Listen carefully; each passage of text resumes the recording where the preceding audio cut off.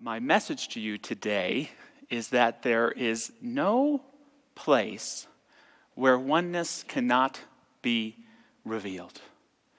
There is no place where oneness cannot be revealed. There is no tragedy where oneness cannot be revealed as grace. No fractured relationship where oneness cannot be revealed as forgiveness and harmony. No judgment or resentment where oneness can't reveal itself as an expanded understanding and opening of the heart. We see this in tragedies like these terrible wildfires in Los Angeles. As awful as they are, we see in response the restoration of hope because of first responders and good people coming together to help other good people rebuild their lives. Parker Palmer, a great Quaker teacher, tells the story of every year for his personal retreat going to a place called Boundary Waters in Minnesota. Beautiful nature there. And there was a terrible wildfire that decimated the area. And he still decided to go, but it was so awful to see. He so missed the beautiful nature that he told himself he wouldn't return again. Luckily, that wasn't true. And he came back the following year, and the year after that, and the year after that. And he would share on each visit since, I have been astonished to see how nature uses devastation to stimulate new growth, slowly but persistently healing her own wounds. When I read that, I think of him, of course, speaking to nature, but I also think of our own inner lives, those places within us that experience devastation. That when we confront them, there's that part of ourselves that says, I ain't going back here again. And yet, courageously, we are called to return again and again to find a seedbed of healing and of new life. We learn that living a life of wholeness isn't living a life of total joy and happiness, but a path of healing that integrates all of our parts together. As Palmer also shares, wholeness does not mean perfection. It means embracing brokenness as an integral part of life. Knowing this gives me hope that human wholeness, mine, yours, ours, need not be a utopian dream if we can use devastation as a seedbed for new life. I'm so honored to be a minister at Mile High Church, and I get so excited talking about the divine ideas. I am so excited to talk about co-creating your life with a love intelligence. I am so motivated to talk about a God that is not fixed but fluid, that we can grow with and can grow in us every day. I am thrilled to share with you that you are a divine idea. And if we can stop the superficial false living in accordance with trying to be who we think others want us to be and live fully and authentically, our life becomes a beautiful work of art. All that being said, I would sum up the purpose of our philosophy in one word: healing. Healing. We are a philosophy of healing. So before you go out manifesting the life of your dreams, you must first stop and pause and look at all your you-know-what. We are called courageously with this philosophy to confront those places of devastation within us so that oneness can be revealed. The great Ram Dass said that healing is not about going back to the way things were, but instead it is about embracing that which brings us closer to God. Healing is not about going back to the way things were before, but rather it is about embracing that which brings us closer to God. Everyone here who's been or experienced a deep fracture in relationships knows a little something about this. You experience a betrayal or a breaking of trust, and you both, if you want to renew the relationship, have to build newfound boundaries of understanding, recognizing things will never be like they were before. But with some hard work, things can even become better if we are committed to healing.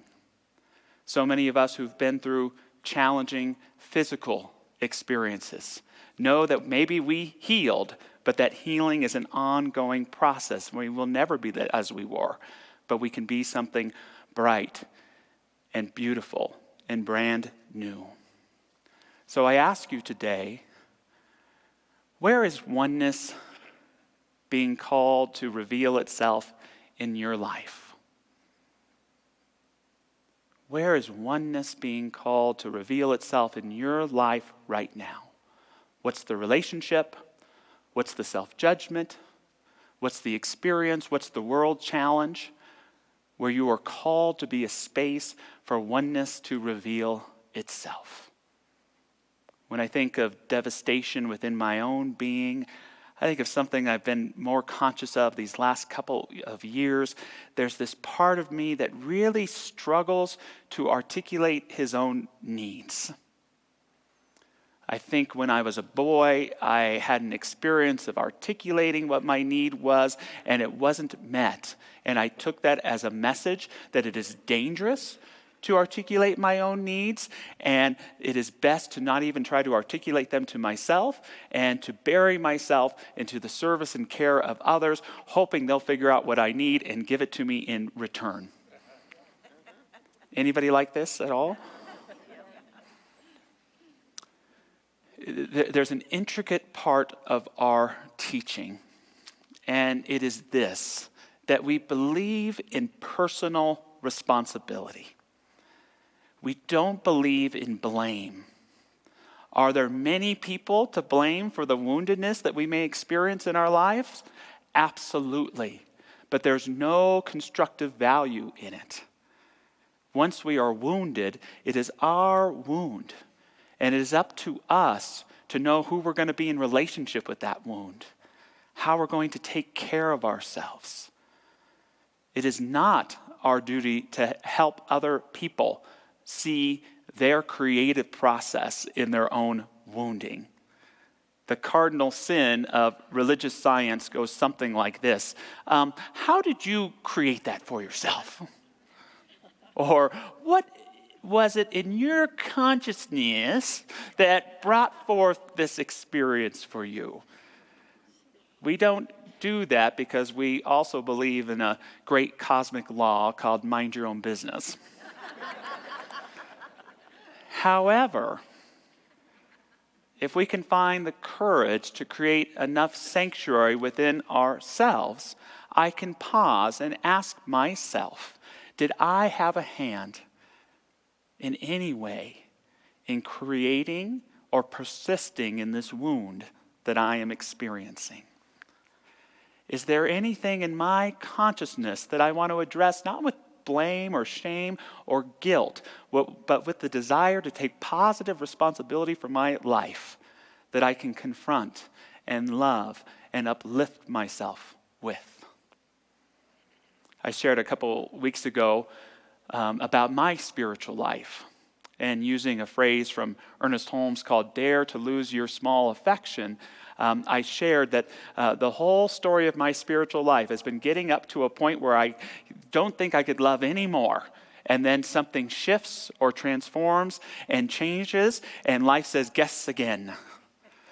Right? You can love more. You will love more.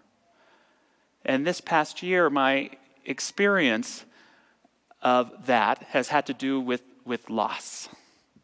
Loss and grief and mourning are currently my strongest teachers.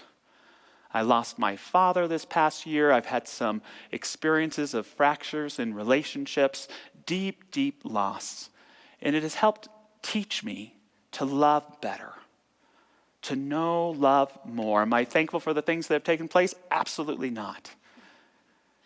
And yet, back to that articulation of needs, I can see that I still get caught up in thinking that love is all about giving and receiving, and it is. And yet at a deeper level, when you're struggling to realize that you can't give or receive love with the person that you cared about so much in the way that you once did, I've come to realize at an even more profound level that love ultimately is something that is either on in yourself or off.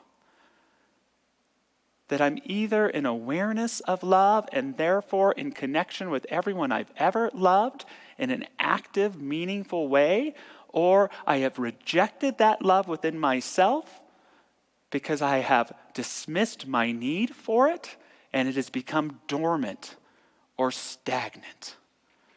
I'm either living my life in love or I'm on the outside of it in arrogant criticism, disconnected from that flow of heart and meaning.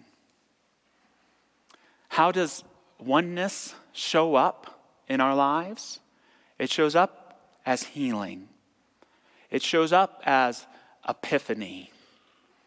It shows up as idea. It shows up as inspiration. It shows up as depth of meaning and purpose. It shows up in all of these incredible ways.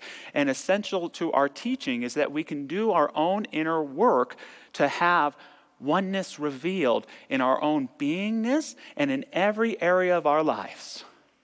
I've been talking this month about different styles of affirmation and giving you the charge to practice them in your life. I want to go back to the most simple charge that there is. If you get one thing from me in my teaching, it is this: have a morning spiritual practice. Have a morning spiritual practice. That is the most essential way to cultivate openings to oneness manifesting themselves in your life. Our founder, Ernest Holmes, speaking of his spiritual technique of treatment, if you want to learn more about it, you can still join Beyond Limits on Tuesdays or Thursdays, but I invite you to just interpret the term today as spiritual practice. Holmes says, treatment is not willing things to happen. It is to provide within ourselves an avenue through which they may happen. That's what morning meditation is. It's providing an avenue within ourselves so that oneness can reveal itself. It's the opportunity to disconnect from the constant noise and information that is not helping us live as authentic beings in the world, to connect with our inner self and to say, every cell of my being is oriented and opening itself to being an avenue for divine good in my life today. What a beautiful spiritual practice. What a reverent way to practice self-care. Meditation is opening every aspect of ourselves to be an avenue for oneness to reveal itself. And prayer, this thing we call affirmative prayer, it is then looking at the areas that matter to us, to our lives, to also open up the channels and the avenues for oneness to reveal itself. Meditation is opening ourselves to the divine idea. Prayer is opening our understanding of the many areas of our lives to be a channel for oneness to come through.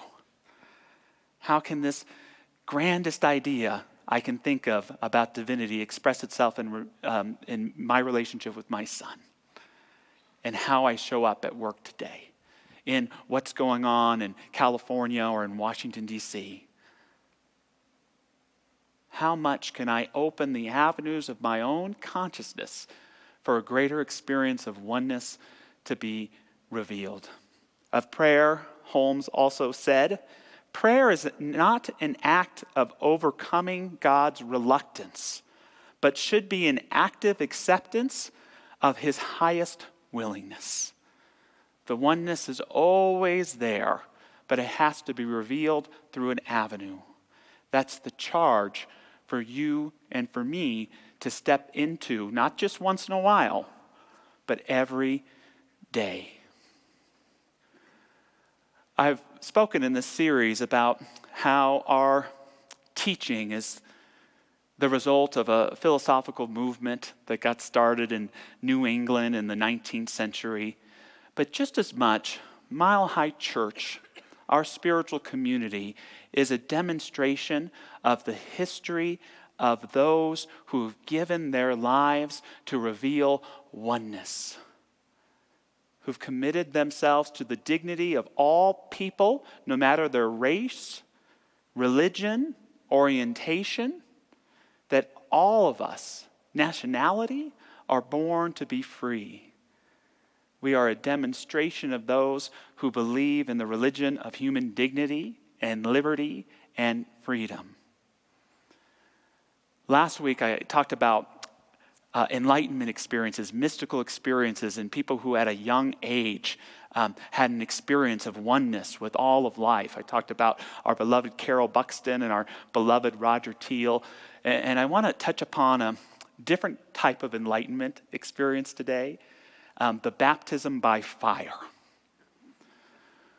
What I would refer to as the soul-offending experience. Have you ever had that experience where you witnessed or experienced such a forsaking of dignity that it woke your soul up to a degree that it became awake and you committed yourself to being a presence for oneness to be revealed, to bring forth a greater level of dignity for you or for other people?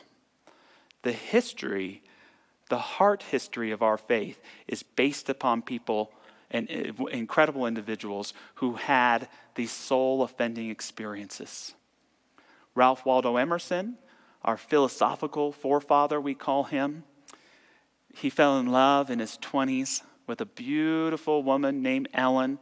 He was living an incredible life. A successful minister of a Unitarian church, respected in his community. And Ellen, who had had health challenges, they really sped up, and she passed away. And Emerson was just devastated.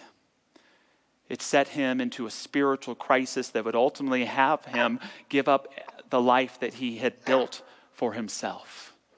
He grieved so strongly that 4 months after Ellen's death, he actually dug up her coffin and opened it to look at her.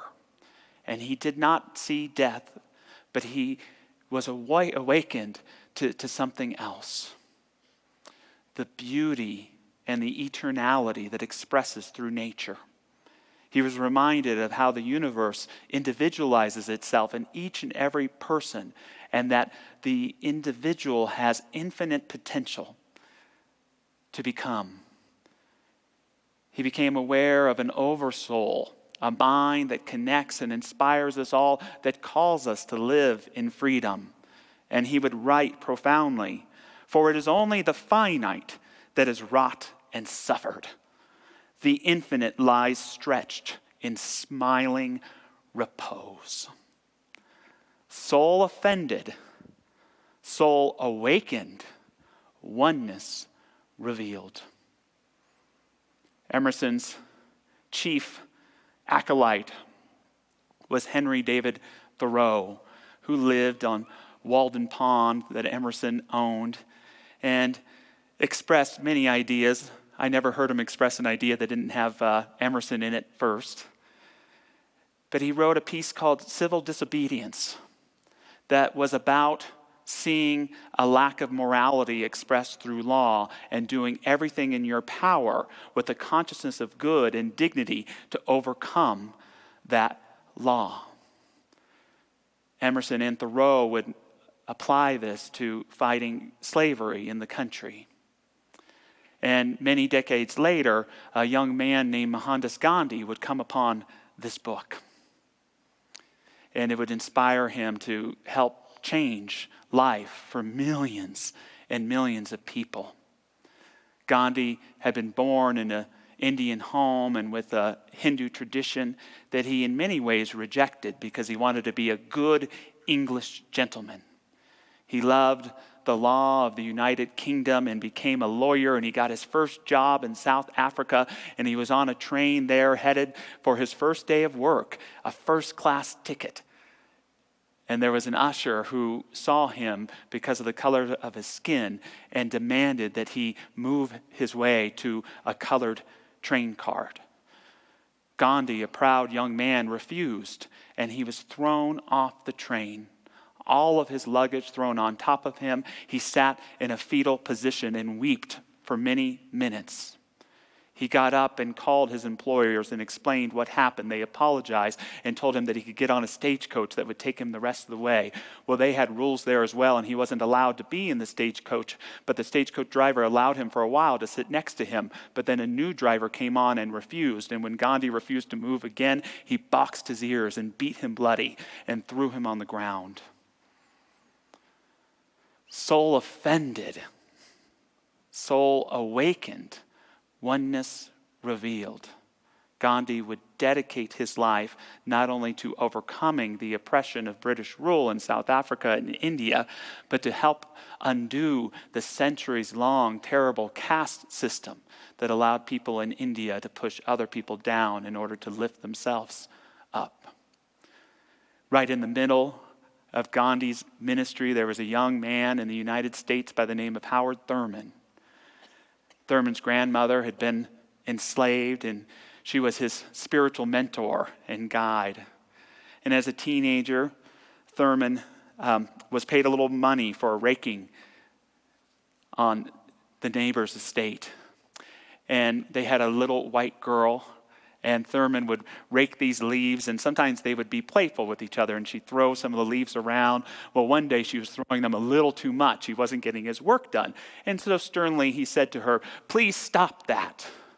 The little girl got angry, and she pulled a pin from her hair, and she stabbed Thurman with it. "Ow! Why did you do that?" And there was a look of shock on the little girl's face. And she said, "You're not human. You can't feel."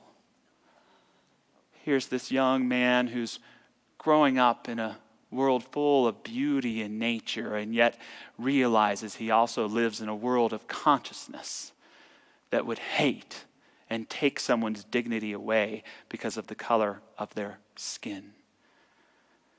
Thurman would dedicate his entire life and ministry to the dignity of all people. He was an essential part of starting the first ever interfaith church in San Francisco called the Church for All Peoples.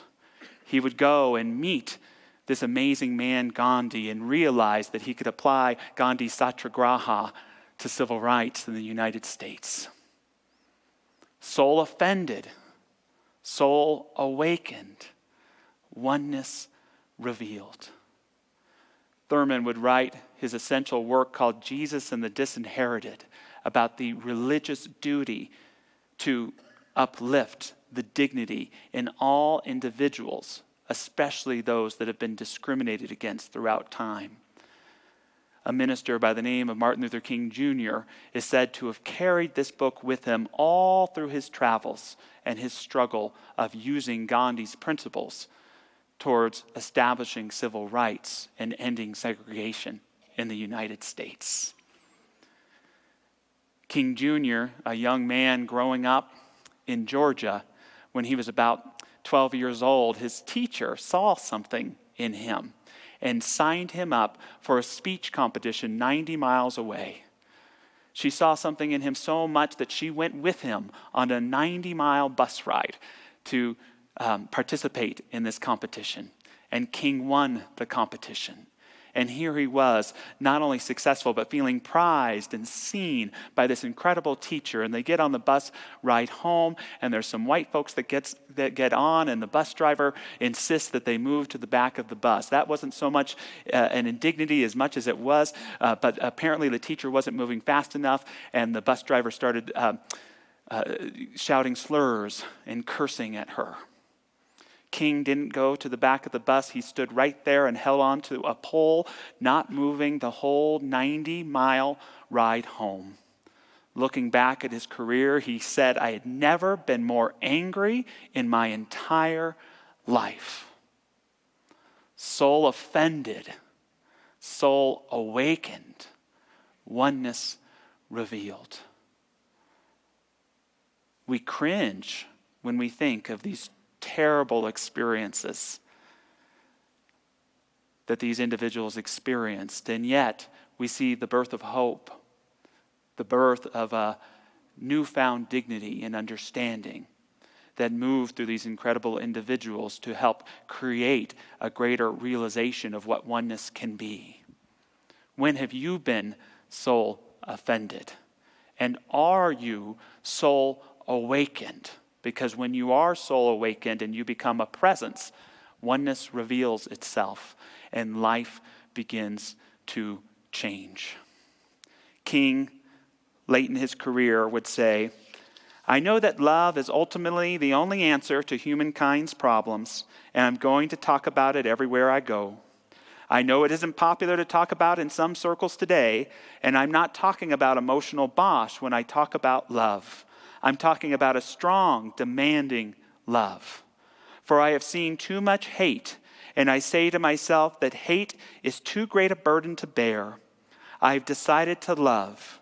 If you are seeking the highest good, I think you can find it through love.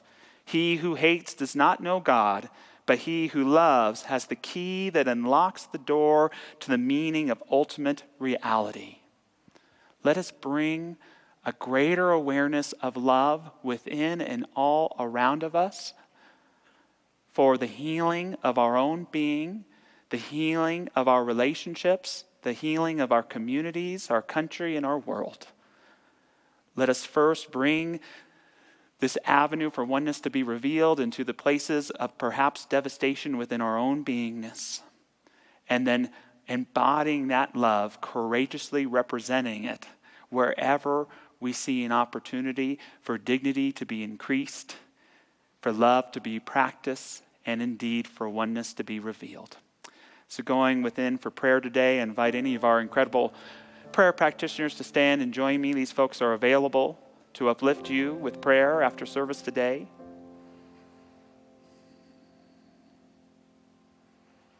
And let us just take a moment to become aware of what oneness means to us. What does oneness mean to you? Are you aware of the immense depth of spiritual life, of hope and for good, of the possibilities of all life that is a reality right here and right now in divinity? And are you aware that this oneness is aware of you too? It knows who you are. It knows why you are. Hell, it's the reason that you're here. Becoming aware of the awareness of the divine of us, in us. May we open the avenues of the cells of our being, the inlets of our consciousness, to be an outlet, to be a presence for oneness to be revealed. Wherever that place is, you may be seeking oneness in your life. May you be aware courageously right here and right now. Look it right in the eye. But have that courage to let any story you have about it go. Are you willing to have oneness be revealed? I know I am. Giving thanks to be aware of this divine connection, knowing that as we are aware of it, we are a part of the legacy of King and Gandhi, Jesus, so many who have given their lives for the freedom of all people and have found themselves one with the eternal. Allowing that eternal legacy to sing in our hearts today, I know we apply it to every situation going on in our lives and our world. And as we go through a transition of our American government that begins tomorrow, may we, in sacred duty, know and apply this knowingness that oneness can be revealed through guidance, through clarity. And may dignity trump all in goodness, in health, in well-being. I didn't mean Donald Trump when I said that. May that goodness inspire our new president. May this desire for goodness inspire all of our lawmakers, every civil servant in all different places. With love, with well-being, We affirm this oneness revealed. We know it cannot be backtracked. It only continues to move forward with love and with clarity. We let it be and become. And so it is. Amen.